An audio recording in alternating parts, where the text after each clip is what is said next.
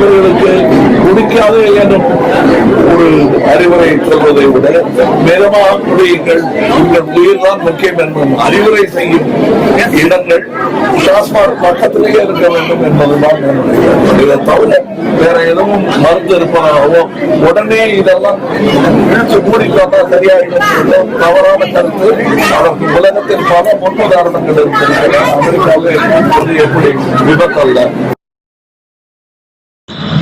ஐயா நம்மவரே பள்ளி நாட்களிலேயே சோசியல் ட்ரிங்கிங் என்ற பெயரில் மதுவுக்கு மெல்ல மெல்ல அடிமையாகும் இளைய தலைமுறைக்கு எச்சரிக்கை செய்து 4 வார்த்தை பேசி இருக்க கூடாதா? அறிவார்ந்த இளைஞர்கள் எக்காரணம் கொண்டும் மது அருந்தக்கூடாது.